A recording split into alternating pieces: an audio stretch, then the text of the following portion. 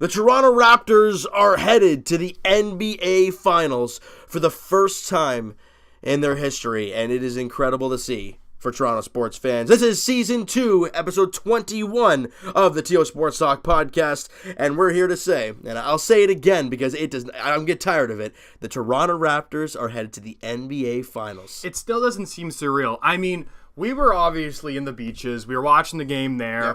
Yep. Crazy atmosphere there. And after that, we weren't on Front Street, but we went to around the Spadina area and just anywhere in Toronto.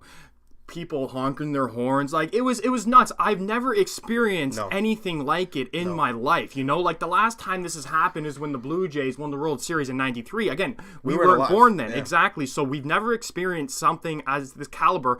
And they haven't even won the championship. They just got to the finals, which is big. But if this is the amount of emotion the city is giving for the Raptors just making it to the finals, could you even imagine if they win the championship? Oh my goodness. Crazy. Now, let's give our respects to the Bucks. I mean, they are one hell of a team. Giannis is one hell of a player.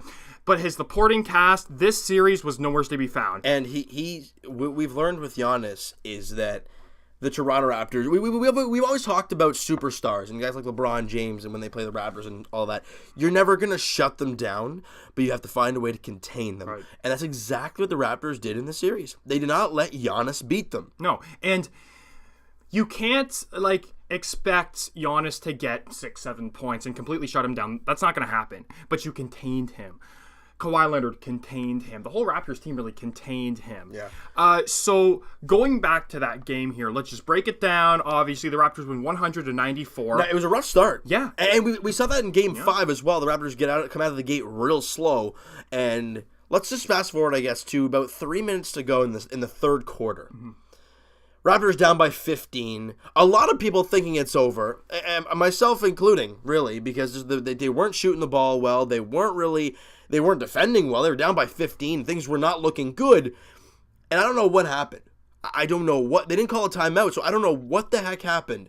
But Kawhi Leonard got a shot and an and one, and then from that shot onwards, the Raptors went on a 26-3 run. Because we were down at one point, like you said, almost by 20. It was 15. 50, yeah, no, exactly. I don't know what sparked them. It might have been Nick Nurse. It might have been Drake, for all that matters. But you know what? I'm not going to lie. I'm shocked that they came back just knowing that the Bucks, they were up against the wall. Their season was in jeopardy, and they were up 15. I don't want to say I'm shocked, but I'm very surprised that the Raptors came back and won that game. That is a lot of credit to the Toronto Raptors as the way they played and the way they just dug in defensively, got stops, and made their shots. Now, in the fourth quarter, Raptors up by 6. I mean, you probably know what I'm going to get at this. Fred VanVleet tips the ball away from, I want to say it was Middleton maybe, or maybe it was George Hill, somebody like that. Mm-hmm. Gets the ball to Kyle Lowry, who drives up the court, stops, and waits for Kawhi Leonard flying down the lane, just kind of drops it off for him, and he throws down a jam over Giannis. Even though Giannis was still off to the side a little bit, he kind of went up for it, and just Kawhi Leonard was not being stopped in that play. No. He threw it down, wraps up 8, obviously with the 26-3 run, that kind of ended that run, but incredible. I mean, the crowd went ballistic, everyone was going crazy. Incredible. And now he was a 1 for 8 3-point Leonard and the 9 for 22 field goal. So again, he shot the ball a lot. He did get 27 points, but 17 rebounds. And yeah, so one of 8 from 3. And the funny thing is that one 3 that he did make was one that hit the rim, hit the backboard, and then bounced in. So he wasn't great with the 3. But the thing is, in Game 5, Kawhi Leonard had his career high in assists in 9. We talked about that in last week's podcast. In this game, he had a career high in rebounds, 17. Yeah. And if I'm not mistaken, one of the games against Philly where he had 45 or something, that was a career high in points for Kawhi Leonard. And exactly, right? So he struggled, but you have Freddie VanVleet getting 14 points. He shot 5 for 6. I think what was the number they used? Right? I think for the last 3 games of the series, he shot something like 82% from 3 or some stupid number like that. Fred VanVleet was, like you said, 5 of 6 from the field, 4 of 5 from beyond the arc. That is incredible. Now, Danny Green's struggles continue, though, and he was 0 of 4. Again, but I love what Nick Nurse is doing with Danny Green. I really, really do, because he's putting him out there to start, not changing anything up, testing him early. If he's knocking down shots, he's going to play. But you saw in the first 14 minutes, he missed all 4 shots he took, all 4 threes he took, and instantly, on the bench, doesn't play the rest of the game. He only plays 14 minutes. And Fred VanVleet, 5 of 6, 4 of 5 from 3. Making his shots, he plays 34 minutes. Yeah. You know who wouldn't have done this? Dwayne Casey. No. I mean, there is things about Nick Nurse that we complained about during the season, but like you said before, Dwayne Casey would not have done that. We talked about when Dwayne Casey was fired, or when we thought he was going to be let go. In-game adjustments was something he was not very good at. Not good at all. He had his rotation. It showed with Detroit. Yeah. I mean, mind you, they were facing the Bucks, but they didn't even win a game without a healthy Blake Griffin. Well, I'm just saying no. It had to do somewhat to do with him. I don't think, you know what, he's a good regular season coach, but at the end of the day, he can't perform in the playoffs. And this just shows that, like you said, it was the coach, and it was, I'm sorry, but it was DeMar. Now, I mean, let's talk about Kyle Lowry here. These last 3-4 games, or in this entire series, he's been great. Now, this is what we need, because I've mentioned before that he's the second scoring option. You can say Pascal. I don't believe that one bit, because Pascal was the second scoring option in the regular season. Listen, you're talking about, like I said, Kyle Lowry, a 5-time All-Star. He's been there. So you expect him in the playoffs to rise to the occasion. He hasn't done that against the Magic, somewhat against the 76ers, but in this series right here, he has. So, like I said, honestly, I mean, we've made it this far. And yeah, it's nice to see, you know, Kawhi Leonard hold up the championship, and to Nick Nurse to hold up the NBA championship if we were to win. But Kyle Lowry, man, that's going to be something special. The last time Kyle Lowry scored in single digits was Game 3 against Philly. Right. Every game since then, he's been in double figures. Yeah. So, I mean, hey, you know what? His playoff struggles were obviously apparent in Game 1 versus the Magic, and then they steadily, increased a little by little. Now he's showing that he is the guy. He is the driving force of this team. Well, in a must-win, in a big situation, right? Game 6 at home. Ideally, it's Game 7 for the Toronto Raptors. He gets 17 points, 5 rebounds, and 8 assists on 6 of 10 shooting, 3 of 4 from beyond the arc. I mean, Lowry was awesome. Yeah. Now, Pascal Siakam, we talked about him a little bit there. He had 18 points and 4 boards at 7 of 17 shooting. Not the greatest, but I think Pascal's taking a lot of threes lately, and he's having a tough time making them. But Marc Gasol, now, he only had 6 points, but he was only 2 of 3 shooting, and he was 2 of 2 from 3. Now, both of those threes happened in the second half. Right. So he made big shots, and we all know what Marc Gasol is defensively. We all know offensively, obviously not the greatest, but we didn't get him. Well, not even taking his shots, right? I mean, he took 3 shots, right? If he took 5 or 6 shots, then he might have 10, 15 points. I mean, you never know. But he's letting everybody else do the work. You know, he's letting everybody else get into the groove, get into the motions, and letting them do their thing, because he's just there standing back, and if they need his help defensively, he's going to be there 100%. Yep. And watching guys like, you know, Serge Ibaka go out there and get 9 and 3 on 4 of 7 shooting, and watch Norman Powell be out there 9 and 4 with a 3 of 5 shooting. Look, they're not eye-popping numbers from those two guys, but they're both plus players while they're on the floor. They're both shooting over 50% from the field in those 2 games. In that game, they're making their shots, and Powell made a huge 3, continuing that 26-3 run. So it was a team effort. The Raptors deserved this, and ideally, other than losing the first 2 games, the Raptors just swept the Milwaukee Bucks. If you think about it that way. Yeah, I mean, winning 4 straight games is nuts, especially against the team. Listen, everyone had the Raptors out of it once they lost the first 2 games. Heck, I did. I think you did too. Oh, we knew it was going to be a tough one. We really did. Well, even after the one game we won in double overtime, the thought wasn't really there still. I wasn't expecting dominance like this. No. I would have expected this series, after going 2-0, at least to get to 7. Yep. If the Raptors were to win. Now, last thing I want to say about the series. In the last 2 games, in Game 5 and in Game 6, the Raptors, They were down by 10 points or more in both games in the third quarter. And they were able to succumb from them and put the Bucks away. That tells me a few things. Number one, they're resilient. And number two, they limited runs. Now, you cannot pull this against the Golden State Warriors. I don't like this. Sure, it shows resilience, like you said, and whatever. That's bullshit to me. Excuse my language, but it is. Listen, you cannot pull this crap against the Golden State Warriors. If you're trailing in the third or fourth quarter, you're done. Against a team like this, you are done. Now, speaking of the Golden State Warriors, Game 1 is tomorrow at 9 p.m., which is a bit late. Yeah. Now, I think I know why they did this. Because everyone comes home from work around, 5 or 6, let's just say. 9 p.m. Eastern Standard Time is 6 p.m. Pacific. Right. So, makes sense. They do it a little later so the West Coast people can watch it when they come home from work, whatever. Ideally, they want more Americans to watch it, right? Because exactly. The ratings probably won't be as guarantee you, because I actually think this is the latest playoff game that is being played in Toronto. I don't think it's ever been 9 o'clock. Oh, no. I mean, you don't. First of all, we've never been in the NBA Finals. And even against the Bucks, it was 8:30. So right. Yeah, exactly. You know what? I don't look too much into it, but this is going to be a very, very, very difficult series. We don't need really any introduction to the Golden State Warriors. No. We all know what they did in the last 5-6 years. 4 championships. Back to back. Made it to the finals. 5 out of the 6 years, I think. That's stupid. Yeah. Exactly. And the only time they lost is against LeBron, and that was the one time. Before they had KD. And then they're like, oh, we just lost? Let's grab Kevin Durant. Yeah, let's just take over. Now we're just going to not lose. Yeah. Now, on that whole front, we all know Boogie Cousins is out, and good on it, because... So did he travel?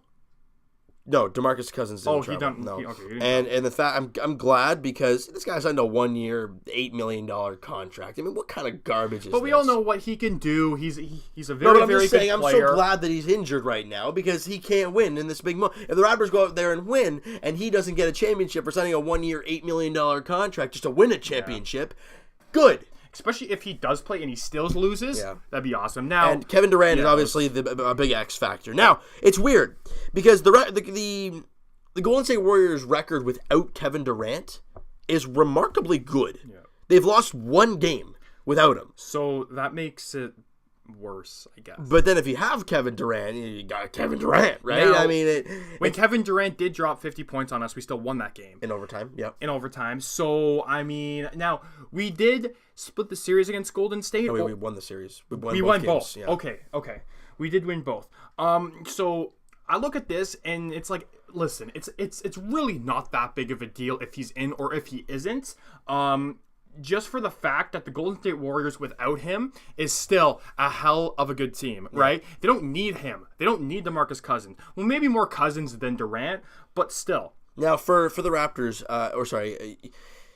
he is not playing in Game 1. We all know that. That's already been said. But he did travel with the team to Toronto, which means he could be ready for Game 2. Yeah. So, again, Raptor fans, if you're thinking about games that you want, it's Game 1. And no matter if Durant was in or not, Game 1, to kind of put yourself in there, is like, hey, we ain't going out quiet, is a big statement for the Toronto Raptors if they can find a way to win tomorrow night. But this team, this Golden State Warriors team, now I am giving Toronto credit. Obviously, they made it to the dance, they made it to the finals or whatever. But even if you're up 2-0 against these guys, they can easily come back against Golden State Warriors, in my opinion. The Cleveland Cavaliers last year with LeBron James got swept, and it wasn't even close. Now, we do have Kawhi Leonard. I don't know if you can arguably say he's better than LeBron this year than last year in the play. I don't know. It's hard to say. We haven't seen them up against each other, so it's really difficult to tell. But we have our sort of LeBron James, some sort of LeBron on our team. Now, as a supporting cast suggests, they had Kevin Love. What's our Kevin Love? Siakam? Lowry? I mean, now if you could arguably say, I mean, they can't bang bodies like Kevin Love. You could say obviously Kevin Love is better than a Serge Ibaka type of player. But yeah, so obviously they had him. They didn't have Kyrie at that point. Tristan Thompson. I think he was injured, wasn't he? J.R. Smith. Yep. So not a good supporting cast. I think this Raptors team has a better supporting cast but I do think that LeBron James back then was better than Kawhi Leonard is now. I mean, it's not by much, but I still believe that he is. Now, I think the key for the Raptors going into this series, and ideally winning the series is defense. They've kind of pinpointed an identity the Toronto Raptors have, and that is defense. And you just took a Milwaukee Bucks team that going into the series against Toronto averaged 115 points a game, right? That's what they averaged, and it was stupid, right? They were averaging those big games, and in games 5 and 6, it was a 2-2 series at the time, and in game 5 and 6, the Raptors hold them to under 100 points. Right. And even in the game 3 victory for Toronto, or for game 4 at home, you hold them 102. And I think a big factor of this series is the opposite of the Bucks series. We said in the Bucks series, let Giannis shoot, do not let him drive. Don't let these guys shoot, let them drive. Yeah, exactly. If you get Klay Thompson to shoot 15 threes, he's going to make 10 out of the 15. Yeah. Same thing as Steph Curry, right? Yeah. So I think, listen, you guard them heavily, right? And let them drive, because they're not big guys. They're not big guys, but man, they can shoot the ball. So I think you do not let them shoot. You let them drive, and you let Serge and Marc Gasol take them, whatever. Now, I think that also a very big X factor in this is the mind games of the Golden State Warriors. Yep. I think it's Boogie Cousins. I think it's Draymond Green. I think it's all of them, because they are fiery guys, and even Drake to a point. Stay out of the drama, and you can win this series. Serge Ibaka has to stay out of that, right? Because we all know he's a little hothead. Draymond, you get Draymond or Cousins chirping this guy, he might lose it, and we don't need a guy like that. We don't need anybody suspended for any games. You need all hands on deck. Yeah, exactly. I can already see it happen. I don't think a suspension is going to happen, but I can already see it. Him and Draymond are going to go, because I'm guessing that'd be the match. I don't know. If I don't think Serge is just going to start. It's probably going to be Marc Gasol. Right. So it would be off the bench. And plus, Marc Gasol, we don't have to worry about him getting fired up. He's a calm guy. But I agree with you. Serge Ibaka needs to slow it down, and we can't let him pull that crap that he did against Cleveland in the regular season with Chris. Marquise Chris, yes. Yeah. Or he grabbed him by the throat and puts him up against the I don't think he's going to do that, but we don't know. Serge is a very temperamental type of guy. Now, there's a number that I saw, and it's kind of an eye-opening one. Yeah. It was on, actually, Tim and Sid. I saw it, and they showed, I don't know if it was defensive efficiency or if it was, like, I guess, the average points given up in the playoffs. Now, there is how many teams in the playoffs? 16? There's 8 in each conference, right? Yeah. The Golden State Warriors have the 12th best defense. That's not very good. Considering that Milwaukee absolutely crushed Detroit, and the Raptors beat up on Orlando quite a bit. And I mean, look, there were some really, really lopsided games. Yeah. And defensively, there was not a lot of good ones. Yeah. So considering the Warriors are the 4th last team, and the Raptors are 2nd behind Milwaukee, ideally. Yeah. So I'm just looking at here. I'm guessing these are just the team stats from the regular season. Yeah, because it says tied for 21st. Yeah, that is very interesting, though. I mean, the Golden State Warriors were always known to not have that great defense. They always outscored their opponents. Right, exactly. Simple as that, right? Now, for the Raptors, they're a good defensive team. Right. But what you also know is you might get your way on the offensive end. But my question to you is that who's going to contain Steph? Who's going to... I'm not going to say shut him down. You know what? My personal thought, and I want to hear your opinion on this from what you just said. Without Durant there in Game 1, why not fire Kawhi Leonard on him? Why not? Put your best defender on their best player. On Steph? Yeah, why not? Yeah, no, it's right? It's true. I mean, that's the thing. You would think Steph would be more quick than Kawhi. Kawhi's... I know. No, yeah. But exactly. But then that gives a question. You can argue that Klay Thompson at times is better than Steph Curry at shooting. That's fine. You know what? I'd rather Klay beat me than Steph Curry, because Curry can... When he starts going, there's no stopping Steph Curry. Yeah. It's like if you were to choose to contain one of them, it would be Steph, obviously. Yes, of course. So, yeah. And Danny Green, if he can make his threes, he can be a huge X factor in this series. Now, because defensively, you know what Danny Green is. He's a damn good defender. And who would he guard? Klay Thompson. If he can make his threes, and he'll be in that game. Now, my question to you is that because Kevin Durant is going to come back this series, I can't see why he wouldn't. Right. And OG's supposed to come back this series at all. In the latter half of the series. Do you put him on Kevin Durant? I don't think so. Not right away. I wouldn't. Well, and Kevin Durant's in the starting lineup. OG won't be in the starting lineup, right? So yeah. I mean that. I could see Kawhi being on Kevin Durant. That's what will probably end up happening. And then you would put Lowry on Steph. That's a mismatch. And then, like I said, Danny Green maybe on Clay. Again, Danny Green might be a huge player. He's going to be a big player in this series. I honestly look at him to be a guy where it's like, this is make it or break it here. You struggled all playoffs. Defensively. Mightily in the last round. Defensively, he's looked okay. I mean, what's your take on his defensive play during the playoffs? He's been fine. But we need him to be exceptional. I'm sorry. He's fine. We know what he can do in the regular season defensively. We need him to be exceptional in this playoff series. And you know what? If you can, if Danny Green can be a guy, like I said, he's got to be an X factor. If he can find a way to contain Klay Thompson and then get a big stop at one end, then come down and drain a wide open three and fire up everybody in his team, it would make everything flow so much better for this team. Yeah. Now, Nick Nurse is probably going to do the exact same thing he did in the last series. He's probably going to do the same thing along the lines of, he's going to start. Danny Green's going to start, but they're going to see how he is early.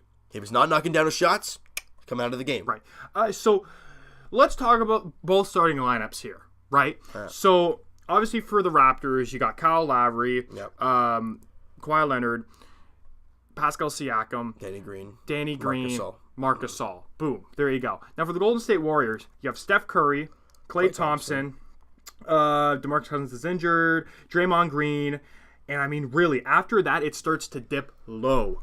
We're talking Andrew Bogut's here. Yeah. It's like from going from... And former Raptor Alfonso McKinney. Who? So that's the thing. It's a huge X factor, and I think, I know that our bigs are better than their bigs. Yeah, and we haven't been able to say that in the last few series, really. And our bigs are the weak point of our team. Yeah. Right? Simple as that. Now, that just shows you how good the Golden State Warriors are at the guard position. Yeah. They got it this far with no center, no power forward other than Boogie, but he's been whatever. So that's massive. That's massive. Yeah, they don't really have anybody that's going to light up anything, really. They don't. Is Quinn Cook going to knock down a million shots? No. Sean Livingston? No. Kevin Looney? Anyways, he's a big. And I think Marc Gasol is going to be able to bang with him. I think Serge Ibaka is going to be able to bang with that guy. Serge Ibaka is going to maul him. Alfonso McKinney, I don't think there's any question about that. Who's going to be all over him? It's probably going to be either Pascal or Kawhi. And if they keep the same matchups, I don't think so. Yeah. Jordan Bell right now is their center. Hello, Marc Gasol. And Draymond Green might be all over Pascal Siakam, and that might be quite a defensive battle for both guys. Right. If you were the Golden State Warriors for a center, would you throw Damon Jones or Andrew Bogut? I would probably throw Andrew Bogut. It's not by much, but I probably would throw him out there. He's got the experience. Well, they also have Andre Iguodala as well. So he's hurt. Isn't he hurt? Tight cap. I think he's going to be ready for game one. Expected back for game one. So he'll be back. And he's a very, very... Out of anybody... He's a good defender, man. He's a great defender. He might be on Kawhi. Would not surprise me. It wouldn't either. And at that point, I would be a little scared. Well, then what the Raptors did against Milwaukee, now ideally this is Golden State, but what they did against Milwaukee is they got them in screens. They got the switches. That's what probably they're going to try and do with Kawhi here. If they have Iguodala on him, they'll try and get the switch. They'll try and get somebody else on him, and then let him go to work after that, right? So it's going to be a crazy series. Yep. Expectations... Well, I was just going to ask you. Yeah. Now, Masai did say we're going to win in Toronto, well, and I do. Of course, he would say that. Well, you know what? We've made it this far. I've kind of doubted the Raptors last series. I did say Bucks in 6. I'm off that. I understand it's the Golden State Warriors. I think that the Raptors are going to win in 7. Wouldn't that be? Oh, in Golden State? No, we're playing in Toronto. Oh, sorry. Yes. Yeah. Oh my. Oh, Game 7. Whoa, Game 7. You know what? I'll throw a little spicy pea on there in overtime. And we'd be all so stressed out. We got to go down to the square for that game if that happens. Down in Jurassic Park. How about you? I'm going to say Toronto in 7. Raps in 7. I have a feeling they're going to win it at home. The only other way they would do that is if they win in 5, and I don't know if I see that happening. Or they could win it in Golden State, or... you know what? I see it going 7. I think it's going to be Raptors in 7 games. I don't see Golden State... Oh, look, I can never say I don't see Golden State winning the series. They could. That's why we're saying 7. But... I have a feeling the Raptors are going to win it at home. But again, the only way if you don't win it in 7, the only way to do that is in Game 5. You know what? I really don't want to jinx it, so I might say in 6 in Golden State. But man, no. You know what? I'm going to say 7. You're going to say 7 as well? Yep. Okay. Yep. I mean, listen, I'd be stupid to say that the favorites going into this is the Golden State Warriors. Come on. We all know. Of course it is. You win back-to-back championships. You just swept Portland in the Portland's no scrubby in the team. Conference Finals. No, without Kevin Durant. And look, they're of course the favorites. Like we said, they've made the finals 5 of the last 6 years, I think it is, or 5 straight years or whatnot. They've won it 2 in a row. They've won it 3 of the last 4 years. Of course they're the favorites. The Raptors have never been there. And you could see when Kevin Durant does come back, he's going to he's going to want to do too much. And he's going to want to show that you need me. You need me on this team. And Kawhi's going to be draped all over him. Over no, him. Exactly. He's going to try too much, and he's going to throw up shots when Kawhi's in his face, and he's not going to make any of them. Yeah. So, Raps in 7. Yep. You know what? Let's go Raptors. Again, Game 1 is tomorrow. Tomorrow 9 night. o'clock. 9 o'clock. Eastern Standard Time. So, obviously, you're going to be watching it. And, like I said, cross your fingers, Raptors fans. We've never experienced this, and just enjoy the moment. Yeah. Enjoy the moment. You've never been here. This is the franchise's first time in the NBA Finals. Enjoy it. Honestly, even if we were to lose, just enjoy it. Yeah, and look, I think a big thing going into the series is, and I know the whole make your wide open shots. I mean, yeah, you hear it all the time, and it's common sense. But I think in this series, it's that much more of a need. Because Golden State is not a very good defensive ball club. Look, Draymond Green's all right. He can bang the body down low and all that. But if you're going to get wide open shots, the way this Raptor team moves the ball, like they've moved it a lot. They moved it very well in that last series. They got a lot of wide open looks. How did they get that 26-3 run? Yeah. They got wide open looks and they made their shots. You do that against Golden State. You defend the way we know they can. Yeah, they can win the series. I know. I mean, again, it's not impossible. Obviously, the odds are against us. They always are. But yeah, exactly. They always are. And just knowing that everybody counted us out after we went down 0-2 to the Bucks. Yep. Look where we are now. So won 4 straight, and we're moving on to the finals. There you go. Let's go Raptors. Now tomorrow night. So going from one extreme to the other. I'm sorry. If you want to shut off the podcast now, you can. We're going from the extremely good in the Toronto Raptors heading to the NBA Finals to the Toronto Blue Jays, where they suck. The Jays are now 21-34 with their loss yesterday to the Tampa Bay Rays. They have not played well. Vladdy's been struggling a little bit lately, only hitting 225 now. He was hitting like 240 something when we last talked. That game, apparently, it was the lowest attendance game. No, hold on. Is this the lowest attendance game in Rays franchise history? Okay, yeah. No, I didn't know if that was MLB history. No, so basically, we've gotten so used to seeing like 15,000 at the Jays games. We're like, man, it's not that full anymore. It's not what it used to be. They had 5,000 people there, man. You watched the game, obviously, right? No, I really didn't watch too much of it. I couldn't watch it. 5,000. And 5,000 people. How many? So this Tropicana Field in Tampa Bay, Florida, has to hold at least, 35? It's got to be at least that. At least that. Well, mind you, do you really blame them? The Rays are 33-19, for God's sakes. They're going to be a playoff team for the way they're playing. Why wouldn't fans go to them facing a crappy Jays team that they should beat and they should win, and they did win? Why wouldn't fans go? I could see if both teams 5,000 people were there. How much you want to bet at least 1,000 are Jays fans down there on vacation? And plus, the thing is that I could see if both teams were in the dumps, okay? One of the teams you're facing is in the dumps, and it's not yours. Yep. Right? Like, the Rays are one game out of first place in the American League East. They are the first place team in the wild card spot by 5.5 games. You know what? I'm going to go on a little rant here. Oh, boy, here we go. Every single Tampa Bay sports team has no fans. I don't care about the Tampa Bay Lightning. If they weren't good, they would have no fans whatsoever. You got the Tampa Bay Buccaneers. They've been crap for so long, and you know what? They don't have a fan base. I'm sorry, but the Tampa Bay Buccaneers have no fan base, and they can't win any games. They're a horrible organization, so that's that. And then you have the Tampa Bay Rays, who can't do anything. And then when they do something, their fans aren't supporting them. So there you go. It's not looking good, and I'm so happy that Tampa Bay doesn't have a basketball team, because if they did... Orlando, but Florida. Well, they don't have a fan base either, so there you go, right? So a horrible sports city. Hey, it's great weather-wise, people. Go there if you want to, drink margaritas by the lake, but that's it. That is it. That's it. So getting back to the Blue Jays, not about the absolutely horrendous Tampa Bay Rays. But you agree with me, right? Of course I do. Good. When you're 33, if the Jays were 33-19 and kicking everyone's rear in their path, they'd be 40,000 people at the ballpark. But there's not, because they suck. Yeah. So quickly, before we get to the Jays here, I'm just looking at something here, and I don't know if you know this, but it was a 1-1 tie versus the Royals and the White Sox. Yep. This was on Mondays. It says suspended in 5 innings. What's that? Right. So basically, they're going to pick that game up at some point. So it was just rain? Yeah, it was rain out. Oh, okay. So it didn't say. Okay. No, the reason why it's suspended because it's not officially they're tied and it's not 5 innings and they can't. Because if it's a rain out, usually. Oh, okay. So it was tied. I see. I was kind of wondering about that. But yeah, go on. Let's just go. Do you want to go to injury updates, I guess, for the Blue Jays? Well, I mean, if there's anyone really, really surprising you, because I can honestly say that there isn't really anyone surprising me at this point. The only guy that I see right now playing a little bit better is the pitcher Trent Thornton, who's done pretty well over the last little while. I mean, he's been swinging. He's been doing a really good job there. I mean, look, again, his ERA is still up there a little bit, but he's only 25 years old in the big leagues. Now, tonight's going to be a test for him because the last time he faced Tampa Bay, he didn't get out of the 3rd inning. He had 3 home runs in that game. Now, I think it's like his 2nd or 3rd start in the big leagues. Now he's had some time. Now he's been doing pretty well lately. What can he do tonight? I don't know.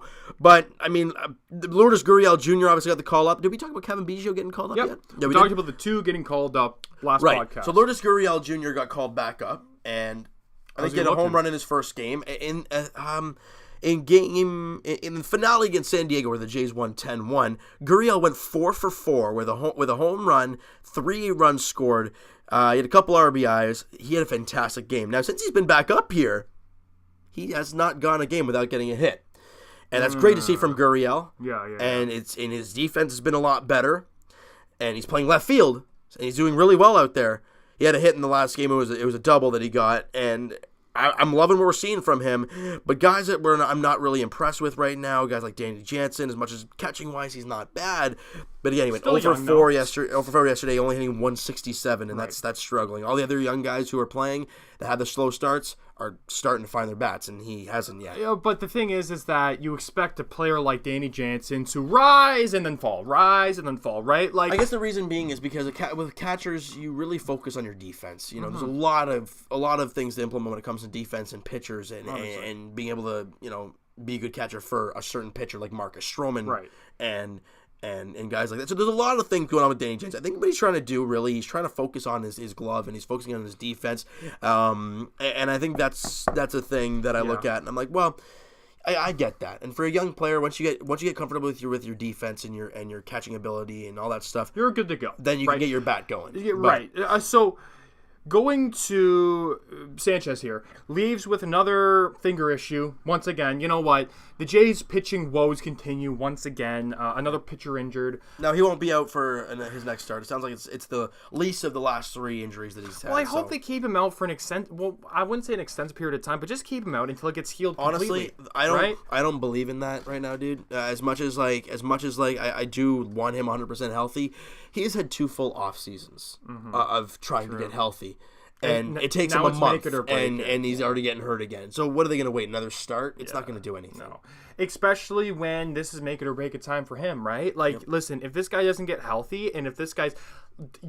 You can't even trade for him, trade him at this point, because no team's going to want an injury-prone pitcher that can never stay healthy. Just let him walk. Well, I mean, the only way they can do that is if they pitch him again next year, and then he walks to free agency after next year. I'm just saying, though, if you can get something for him, which I mean, you probably could, right? But it's going to be very low. Now, the fact that the odds of the Jays winning tonight are slim to none, because Trent Thornton's on the mound. That's not a bad thing, but it's Blake Snell, Cy Young Award winner last year. Well, you know what? It's going to be slim to none that the Tampa Bay Rays are going to average over 7,000 fans. Well, that's true. So, but nonetheless, they look like they're probably going to sweep the Jays tonight, and if that's the case, they're 21-35. And look at this. I mean, look. The Jays are, where are we here? So Baltimore might catch us. We're the 4th worst team in the big leagues. You know what? It's going to be pretty hard because you got the Miami Marlins. My God. You know what? Well, actually, they're 7-3 in their last. Yeah, they're playing some pretty good baseball lately out of the Miami Marlins. And then they're going to fall back down to 3-7 in their last 10. But you know what? We expected this. I did. We expected bad things from the Jays. I didn't expect it this bad, though. Really? No. I expected them to be worse than last year, but more fun. Right, but it's been fun with Vladdy. Bad. This is really bad. Last year they were 10 games under 500 or so who's 11? Below us right now? Baltimore, Miami, and Kansas City. Oh. Who's last out of those people? Is it Baltimore? They have 17 wins. You know what? No, and they got the Detroit Tigers too. No, Detroit has 20. Well, yeah, record-wise, they've played 3 less games than the Blue Jays, which I don't know how that works. Well, in baseball, what can you really say? I mean, they're not doing well. We all expected this, and then it's not going to get really any better. Yeah, it really is. It's going to get better next year, but I wouldn't, who knows by much. And the Jays right now could go on a 3 or 4 game winning streak and then lose another 7. I don't know what to expect. So is there anything else you want to talk about Blue Jays wise? Again, small segment. I'm trying to talk So the MLB draft for this year, because, I mean, really, we need prospects, is Monday, June 3rd. It's coming up pretty quickly. Next Monday. It's actually, next Monday. Yep. And I'll be watching it. I'll be live streaming that, and then not live streaming on the channel, but live streaming for myself to watch it. Oh, okay. I was gonna say. No. How long going to be? Isn't the baseball draft about how many rounds is that? About there's a lot. There's like 30. 70. Oh, okay, yeah, but it's got to be a couple hours. It goes on for 2 days. It goes on until Wednesday. So what pick do we have? I think we have the 11th. No, this is last year's record. This is it. Right. Oh, okay. Last year's record. Okay. So next draft's going to be interesting. But this draft, you can get something decent with the 11th overall pick. Look, who do you look to go as after? Jays fans, we know. Right. We know we don't need any middle infielders because we have a stupid amount of them. Right. So if I'm a Jays fan and if I'm Jays management, I'm looking at the draft board and I see either a pitcher, yes, or an outfielder. Those are the 2 guys I look at. Because you just lost Kevin Pillar, and you don't have any pitchers. Who's the best prospect in the minor leagues for the Blue Jays when it comes to the outfield? Anthony Alford? The guy's like 24 now. He struggled. Every year he's played in AAA, he struggled. He's still struggling. So now, is there anybody that you're looking at right now that's like, yes, I want to draft him? I haven't really. Well, let me bring up a mock draft. ESPN Keith Law posted a mock draft of the MLB here. And let's go down to the Toronto Blue Jays here. Where the heck? Where is it? Or is it a page thing? I really want to look this up because I actually don't. Where is the MLB draft here? Oh, top 100 mock draft, right? Is that what I want? I guess. Because, like you said, if you're looking at something, it would be, I don't know, mock draft. Mock draft 1.0. This is ideally what I'm looking for. Baltimore. Hold on. Is Oregon State? No, because then it jumps to this one already. So what the heck? Oh, maybe I just click on that and just fully open it up. No, you have to subscribe. Get the hell out of here, ESPN. All right, well, I'm going to pull it up then because we need to find this out. Right. Oh, for sure. I mean, realistically, like you said, there's going to be a lot of pitchers going in the top 10, I would imagine, because that should be, if not one of the hardest positions to play, and a lot of people want to pitch, right? So right now, this is nice. Okay, so they have Jackson Rutledge, a right-handed pitcher out of San Juanito Junior College in Texas. Junior college. Is that a Division III school? I don't know. So we're told Rutledge threw privately for Toronto recently. If Rutledge goes 8 or 9, then whichever of the lefty college bats. You see everybody below going to all these big schools, Texas Tech. Well, again, there's some guys that are high schoolers. Arizona State. There's some guys that are high schoolers, and those are the kids that are a little iffy. Look at the Nick Lodolo going to the Braves at a left-handed pitcher. That'd be beautiful. So would you rather left or right? That matter? I mean, you never can have too many lefties. And there's a guy going 14th, a guy George Kirby, a right-handed pitcher. Left-handed pitcher out of Kentucky, Zach Thompson. So there's some pitchers. And then Corbin Carroll out of Lakeside High School, center fielder. So for schools, because we all know with basketball, there's pretty much a handful of schools. So Duke, North Carolina, you got Texas. Yeah. For football, you got, Ohio State, Clemson, Michigan. Alabama. Now, for baseball schools, what do you have? Now, for baseball schools, I think the first one you look at is Vanderbilt. That's ideally one of the ones you look at. That's where David Price came from. Okay. That's where a lot of these big name guys came from. You look at the Carolinas, right? You look at those type of guys, the North Carolina, the South Carolinas. Those guys are big college schools. Kansas? I wouldn't say they're as big, but it's really weird for baseball. Mm-hmm. Because when it comes to college players and everything, they're already in their 20s, right? They're already in their 21, 22-year-olds. However, what the Jays did last year, I think it was in the first and second or first and third round. They went after 2 high school players that actually played on the same high school team. Jordan Groshans and Adam Kloffenstein. Now, Kloffenstein, I think, is going to start the year in Bluefield. He's only an 18-year-old pitcher. Right, young guy, but through great things down there. And when he initially came in, Jordan Groshans, he's only 19 right now, but I think he's injured actually in Lansing and A-ball right now, but he was crushing it, hitting .342 and doing really well. You can either go for a college player who's more developed, but pitchers are scary when you go after young ones. They're really scary. When you go after a high school pitcher, they can blow out their arm quick. And plus, look at Matt Bush. I think he was Look at Kyle Drabeck, and I know the name goes back. He had 2 Tommy John surgeries. Right. He doesn't play anymore. Yeah, exactly. I mean, I think right now, because the Jays need to insert this player they draft, I wouldn't say right away, but they can't wait a long time because they're in the middle of the rebuild, right? So I think they need to draft someone not from high school. They need to draft someone from a developed college. Really, any college, like you said, Vanderbilt would be the best. Duke. But again, Stroman came from Duke. I didn't see anybody that was on the list because that's probably going to drop. I mean, look, I'm going to go into some realistic area here. Like, let's say 8 because we have 11. You have a third baseman, no. Left-handed pitcher, Nick Lovato that I was talking about. Then there's a left fielder at 10, Hunter Bishop from Arizona State, left fielder. Pretty good there. And then you have the high schooler we're going to draft. The junior college player. So Jackson Rutledge, again, don't really know much about him. There's a shortstop, third baseman, George Kirby. We talked about Zach Thompson. There's another left fielder at 16, Corbin Carroll. Again, there's a lot of guys here that can go. So pitcher or outfielder? There's so many rounds in these drafts, and I look at the MLB draft as kind of like, yeah, you want your first guy to be your best guy. And then that's understandable. Yeah. But baseball's a crazy thing. Because there's a lot of players. Exactly. Yeah. Rowdy Tellez was a 30th round pick. I mean, did you expect that? No, you don't. But you draft them and you kind of go for it. And Kevin Biggio has been great for this team all the way through. He was a 5th rounder. Bichette, he's our number 2 he was a 2nd rounder. Yeah. You don't expect these things. So yes, you want your number 1 guy to be your number 1 guy. But there's a lot of other guys. So let's say they don't take a pitcher in the first round. Let's say they go after an outfielder. They're probably going to go pitching in the next 3 rounds. It's just the way it works. Well, hopefully you do it because, like you said, those are the 2 I'm going to keep an eye on the other days, the other rounds. Because, yes, the first round, we want to see a guy, and you want to be like, that's the guy that's exciting. Because the Jays already had Logan Warmith, Jordan Groshans, Nate Pearson, the guy we've been talking about, former first-round picks. But the other guys are the ones that are growing fast. Ryan Bruckey, again, not an early pick. No, late pick. So you could argue that a lot of the good players in the MLB came from later picks. Yeah, could you say that? Of course. I mean, look, Kevin Pillar was a really, really late pick as well. Now for basketball, it's totally opposite. Usually, no second rounders make the NBA really. Right. In NHL, it's kind of a hit or miss, but usually if you're picking in the top first round, it's pretty good.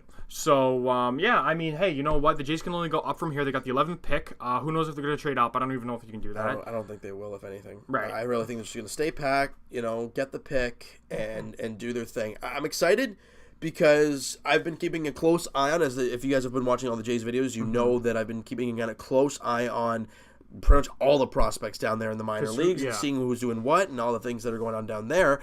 So to kind of add more prospects for me to look at, it's quite makes fun. It more exciting, it's quite especially fun. For a season like this. The way it's going, yeah, absolutely. So switching to hockey, or do you want to? Is there anything else you want to talk about around the league, or not? Look, I just got one thing to say to Jays fans, and I've been seeing a lot of comments in the videos and saying, "Well, the team sucks. The team suck. Get rid of these guys. Get rid of that guy. Get rid of." Did you expect these guys to be good?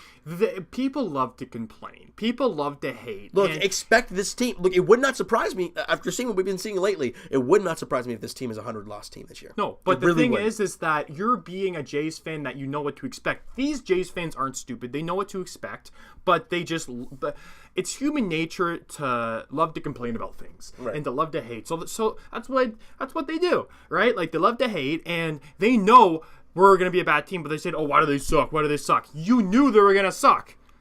Everyone knows they're going to suck. Look at them on paper. Everyone was preaching about Vladdy coming up, get rid of Atkins and Shapiro because they're not bringing Vladdy up. Now Vladdy's up here, and not only is he struggling a little bit, but the team still sucks. Right, so it's not one guy.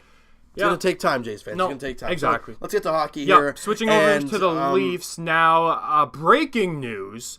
Well, not really breaking, but let's just say breaking. The Mitch Marner deal. Now, someone said it. Was it his agent? I don't know.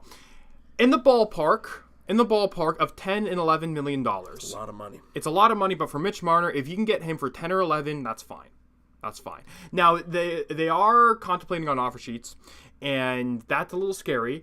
But at the same time, I would love to get 4 first-round picks and a prospect for Mitch Marner. That's fine. Yeah. I mean, obviously those are nice, and I think it all depends on what team he would go to at that point. It would have to be a crap team that has a lot of salary. Right. Now, but it is Mitch Marner. It's a 90-point guy under the age of 22. Right, but at the same time, if you get 4 top 5 first-round picks, hey, I'll take that any day. Well, I think anybody would. I mean, really. So there you go. Even if 2 of those. But then you're taking a step back again this year. But listen, I don't want to sign Mitch Marner to 13, maybe even 14 million. Okay, well, no one's going to do that. Yes, people are going to do that. Let me reword that. The Leafs are not going to do that. Exactly. So that's what I'm saying. Let's just say that the Leafs do not want to lose this guy over any circumstance, and they sign him to that amount. Do you know how much of a cap that's... Remember when Leandro Seidel got signed? Everyone was like, that's a terrible contract, that's a terrible deal. That's $6 million more than Leandro Seidel's making. And the fact is that if the Leafs sign him to that and don't want to get rid of him, good luck in cap hell. Yeah. Seriously. They're already going to be in cap hell whether they sign him to 11 or 10. But if you're in 13 or 14, you're really handicapping yourself to do anything. Yeah, exactly. And a team, like I said before, Arizona, even Florida, these teams that have a lot of... Carolina, these teams that got a lot of cap room, man. You know, I'm so happy he is a restricted free agent, not an unrestricted free agent. Yeah. Right? Because they're going to have to give up something huge for him. But I don't know, man. Honestly, I personally believe he's going to sign. He's trying. I do too. But we don't know what's going on in Mitch Marner's I don't head. know. We have no idea. It's like Kawhi Leonard's situation, right? Like, okay, I can honestly think that Mitch Marner would sign in Toronto more than Kawhi Leonard would sign in Toronto. Yeah, well, right? Hometown boy, obviously. Hometown boy, knows he wants to win here, knows this team can do something, loves it here. Like I said, grew up in Markham, so that's not too far from Toronto. That's like, 15, 20 minutes away. Yeah, not bad at all. So, like... The thing is with Mitch Marner is that it's not really him per se. It's more of his agent and his father. Or maybe his family. But we don't know, honestly. Well, you did see his dad, once Austin Matthews got signed, he was saying... that was middle of the season last year. Still, do you think it really changed? No. Well... No way. We never know. No way. They probably had a lot of family talks. I hope he changed. I hope he's not going out to the media and saying all these things about how his son should be captain and how his son should be getting this amount of money and whatnot. John Tavares took a pay cut. Austin Matthews, you could say he took a little bit of a pay cut, whatever. But Mitch Marner, buddy, you know, you got it made here, man. You got it great here. Yeah, and if he signs a deal on, like you said, $10 or $11 million, you're allowing the Leafs to add players to help win a Stanley Cup. Simple as that. I mean, you're not giving him much wiggle room, but I think, I said before, Mitch Marner on the open market, if he was a free agent tomorrow, would be making $12 to $13 million. So 10 or 11 is fine. 10 million or 11 million is fine. Hey, I'd love it to be 9.5. Yeah. Look what Tampa Bay's doing with Kucherov, and Stamkos. I think Hedman's on a pretty good deal. You know, like, and at least I got a knockdown in the first round, but no, I get what you're saying. Still, still. But so that's that. So let's go to the Marlies here because there's really not. They're done. They're done. They got eliminated in 6 games against the Carolina Hurricanes affiliate. What's that? Charlotte Checkers. Florida. Yeah. And actually, did you see that the Leafs actually re-signed Sheldon Keefe? Two-year contract extension. So I'm wondering if that's a Marlies only deal. They signed AHL coach. I would assume so. Go to that. Because you could sign an AHL friendly contract or a 2-way. Same thing like a player, I'm pretty sure. Doesn't say anything? No, it doesn't really say. Well, hey, it looks like maybe he's not done with the Marlies. I would get this guy continuing to develop the young players, man. I mean, you see the jump Jeremy Bracco had today. Well, not really developing the players. I think developing him himself. I would say doing an amazing job developing these players. Well, but would you rather, if Mike Babcock fizzles out, I would want him to be developed as a coach. I get that. Okay, well, yes, absolutely. So there you go. Yes, he's developing. Listen, I would rather him to be an NHL caliber coach than the Jeremy Bracco to be an NHL caliber player. No, I get that. No, I do understand that. But seeing the way he's developing these young players, seeing a guy like Jeremy Bracco going last year kind of in and out of the lineup to being a historic point getter for the Toronto Marlies. Now, mind you, it wasn't all shouting Keefe. He was drafted in the second round. Right, but but seeing what he went from last year, a guy that was not very good, who was kind of in and out of the lineup, not doing anything too crazy, to being over a point per game this year, being a dynamite presence in every aspect of the game, and ideally helping this team push their way to the conference finals. And plus, you can't fault the Marlies for getting eliminated versus the Carolina Hurricanes affiliate because Carolina not just got knocked out, but got knocked out against the Boston Bruins. I think they sent down about 4 or 5 people from the Carolina Hurricanes to their affiliate. So, I mean, they pretty much have a bunch of NHLers playing for them. Yeah, so it's kind of difficult. It's really. Yeah. Did you see the goal by Dmitry Timashov? Yes. Ooh, babe, I'm gonna watch that again. That was the Nikita Kucherov special here. That thing was beautiful. I mean, just the whoop! Oh, baby, hey, that's beautiful. Yeah. Eh? Now that was in the game where we got eliminated. Yeah, correct? It was in the last game. Yeah, but what a goal that was, though. Crazy by Dmitry Timashov. Crazy, and so do you want to talk about the NHL Finals, the Stanley Cup Finals? Game 1 is in the books. Come and gone. Yes, the Boston Bruins came back from a 2-0 deficit. And another controversial hit. Torrey Krug hit who was it? Jay Bouwmeester? I don't know who it was that he hit. I don't know. You know what though? I don't think it was that bad. No, it was a clean hit. Yeah, he slowed it down, and his shoulder was the first contact. So I mean, I don't know why. No, that's clean on me. You know what? Me and you talked about this before, and I think I don't want Boston to win, but I do think they're going to win in either 5 or 6. What did we say? Excuse me. I think we said 6. Winning in Boston. Yeah, that makes sense. It would be in St. Louis in 6. No, it wouldn't. St. Louis has home ice advantage. They don't. You sure? Yes, because when the Boston Bruins eliminated the Leafs and Tampa was gone, they had home ice the rest of the playoffs. Oh. Why were they in Boston for Game 1? I thought they played in St. Louis Game 1. No, they were in Boston for Game 1. Okay, well, yeah, I don't know. But yeah, so okay, well, winning in St. Louis, right? It wouldn't surprise me if it's Game 5 in Boston. They win it. You know what? We got to give St. Louis a little bit of credit here. I'd love to, man, but I tried to give Carolina the credit for what they did. Well, no, Carolina on paper. They swept the Islanders. Well, yeah, they swept the Islanders. We're like, wow, this team actually might have a chance against the Bruins. Nope, out in 4. Yeah. You know, the Islanders sweep Pittsburgh. We're like, man, this team could go all the way. Bang, swept by Carolina. We don't expect these playoffs are crazy, man. Yeah, they're really crazy, but just on paper, what St. Louis has been able to do with the team they have. Listen, before the season even started, I had the Sharks and the Blues to really come out of the West. Maybe Nashville, but and like I said before, St. Louis took care of the Sharks in 6 games, and they're just playing with house money right now, and they're not really performing up to expectations. Now, they did go up 2-0, and they just choked it away. So, I don't know. You know what? Boston's a great team. Got to give them credit. They're a tough team, but like I said before, it hurts me to say it, but they're probably going to win. I'm going to say Boston in 5 games. Nah, I'm going to say 5, man. I'm going to say they're going to win in St. Louis, because when that Bobby Orr goal happened, was it in Boston or St. Louis? I think it was in Boston. I don't know.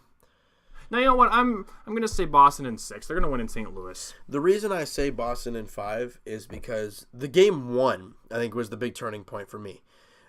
Because Boston has had this huge layoff. Yeah. It's been a long layoff they had. And you expect a team with that much of a layoff to be a little shaky. Right, and the Blues, just coming out of a Game 6 victory, you expected them to come out absolutely flying. And it that's did. It did. You saw a 2-0 lead, but then it evaporated, and then the Bruins winning Game 1, I think it's over, man. I really do believe it's going to be 5. I don't think it's over. I mean, yes, this playoffs have been extremely crazy, but this is the Stanley Cup Finals here. This isn't Round 2. This isn't Eastern Conference Finals. No, this is the Stanley Cup Finals, and I think that it's going to be a fight with both teams, but Boston in 6. You said Boston in 5, so there you go, right? It pains me to say it, like I mentioned before, but you got to give Boston credit. You do. I mean, they're the team that's probably going to win the Stanley Cup. Oh, I mean, it's sad to say, but we should say it's sad. Well, yeah, a little sad to say, but man, I just love to see St. Louis win their first cup. But yeah, but I just don't see it happening. To be totally honest with Me you. neither. I mean, the way the Boston Bruins have been playing, since they went down 2-1 to Columbus in Round 2, haven't they not lost since then? How many games did they win that series in? 6? Yeah. Yeah, so they won every game since that 2-1 deficit against Columbus. And then they swept the Carolina and now they beat Game 1. And they win Game 1 here. It's going to be a fight, man. Rask has been incredible. Yes, Binnington's been good. I get it, but he's had his games where he hasn't been very good. And he's a rookie versus a veteran who's been there, done that. That's why I'm saying 5. I'm gonna say 6. But so, anyways, podcast questions. We'll go to the podcast questions here, and we'll start off with Roderick. If you had to trade either Kapanen or Janssen in the offseason, which player would you trade? I would probably say Janssen, just for the fact Kapanen's a right shot. He's got that X factor when it comes to speed. Now, if you want to get the most for a player, you trade Kapanen. But if you when it comes to value, yes, yes. And we are a little weak on the right side with shots. So, yes, I do agree with you. I think you trade Janssen over Kapanen because, listen, you got to trade one of those guys. And Kapanen, Janssen, I think, rejected an offer for around $3.5 million. But I think these two players in the 4 range, if you were to sign them. Right. But Janssen for you and Janssen for me. I would say so, yeah. Right. Team and whoever we're going to get back for them. That's another conversation, but Janssen. All right.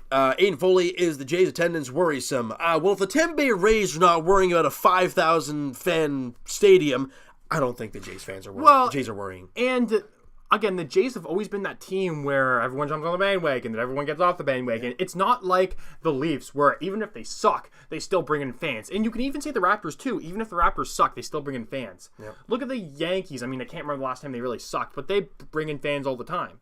Boston too, right? But the Blue Jays, they're one of these teams where they're not a big market, but they're not small. They're kind of medium sized. I'm sorry, but Toronto is a hockey and a basketball market. Yeah. I as much as I love the Blue Jays, and you got to also realize the Raptors playoffs are still going, and everyone's focus is on them, not the Blue Jays. Listen, if the Leafs built statues of Matt Sundin and all the greats there, why wasn't there a statue built of Joe Carter? That just sums it up right there. What about Roy Halladay? What about exactly Bautista's bat flip? What about all and this team has been around since the 70s. Yeah. Okay, the Raptors have been around for not too long, so give them a little bit of the benefit of the doubt here. But the Blue Jays, they've been around since, like I said, the late 70s. Yep. They should definitely, and they won 2 World Series. Yep. Build a damn statue. But this, they have one. It's of Ted Rogers. Who cares? Who is that? I don't even know who that is. Well, he was the owner of Rogers, and now he's passed away. Did he play baseball? He's the owner of Rogers. So he didn't play baseball. I want a statue of a baseball player outside of Rogers Arena or Center. Rogers, whatever it's called. I want a statue. I want a statue of Joe Carter. This man won us a World Series single-handedly, walk-off home run, right? Yes. Yeah, exactly. So I want a statue of that. So that just speaks for itself. The Jays are not you know what? Toronto's not a baseball city. Kaz3319 says, why do Jays suck ass? Well, buddy, just click on the Jays timestamp and we talk about it. So. Yeah, we just say this is a young team and you got to get through these hurdles to get. I mean, you go back to the Houston Astros back when Correa and Altuve and all these guys Springer were young players. It took time to develop. It takes time to develop your young players, and you build the veteran core around those young players. So do they suck ass right now? Yeah, they do. But we all expected this. Simple as that. Now, okay. A little Newfoundland Growlers update. Oh. Are you checking? Because I didn't check. The Growlers have a 2-0 series lead in the finals. Get that credit card ready, my friend. Get that credit card ready. Hey, you know what? I said it myself. If the Raptors win the championship, I'm going to get... What player was it again? Moreland. Eric Moreland, which is a lot of money. But you're going to get a Newfoundland Growlers hat if they win the championship. Now, the hat is $30, but it looks pretty nice. It's like the Vegas Golden Knight colors. You know that Growlers aren't a big team. When I type in Newfoundland, and it's not even on the thing here. Newfoundland dog. It's not even on here. So this is a 7-game series. Now, who are they facing? I don't know. I'm actually checking it out right now. So there it is. After 2 overtimes, Newfoundland Towers are commanding lead in the finals. Toledo Walleye. Just go to that. Yeah. Toledo's in Texas, right? I don't even know. So maybe that's Dallas's affiliate. You know what, James? Just search up Toledo Walleye. Stand proud. That's their hashtag slogan. I love it. Final score. Scott Pooley. Toledo. Who's that affiliate? I'm just wondering who that affiliate is. I'm going to say Dallas. Okay. Who are you going to say? All right, let me search it up. I don't know. Oh, okay. Toledo Walleye. Yeah, there you go. Yep, that's definitely Dallas. Oh, man. All right. Just go to their Wikipedia page. Oh, yeah, true. I don't even know why we're looking this up right now. But I want to know. Okay, all right. Where's the Wikipedia page? You just passed it. No, I didn't. Oh. Yeah. Okay. Calm down. Go down. There. It should say somewhere there. Detroit. Huh. That's weird. So Toronto and Detroit. Kind of. Somewhat. And both teams are in turmoil. Well, I wouldn't say the Leafs are in turmoil, but it's not looking too good for both teams. No. So the Growlers have a 2-0 series lead. Just want to give you a little update there on that. Are you sweating? No, I'm okay to buy a hat for them. Okay. It's Toronto affiliate, right? So you're a fan of the Newfoundland Growlers. Have you been? I'm a Leaf fan. Have I been? No, I haven't been to a Newfoundland Growlers game. So wait, don't you have a Marlies hat or no? I do. You do have a Marlies hat, so you'll have a Leaf, Marlies, and Newfoundland Growlers hat. I'm a Maple Leafs fan. And then in 2 years from now, they won't even be the affiliate. They'll be whatever. The affiliate. That hat will be worth some money then. Yeah, because they'll be the affiliate of the Montreal Canadiens, and all your subscribers are going to be like, "You're a fan of the Montreal Canadiens." No, I just wouldn't wear the hat ever at that point. All right. So I think we're going to wrap that episode, season 2, episode 21 of the podcast up here, guys. Thank you so much for listening. And we really do appreciate your support every single week. And we're seeing a little bit of subscriber growth lately. It's good to see from you guys. Thank you guys so much for hopping on board and enjoying the podcast. What is it? I guess I'll talk to you guys tonight, Jay's Edition, as they play Game 3, the finale of that series against the Rays. Snell and Thornton is the pitching matchup there tonight. And as for the Raptors, Game 1 of the NBA Finals goes tomorrow night, 9 p.m. tip-off at Scotiabank Arena. Oh, it's going to be a ruckus crowd. Raptors, Warriors. Like I said, 9 p.m. tip-off there. And Evan and I will talk to you guys. It'll be sometime next week. I booked the week off work, so we can do whatever the heck we want. Perfect. All right, so thank you guys so much for listening and watching. And Evan and I will talk to you guys next week. Peace.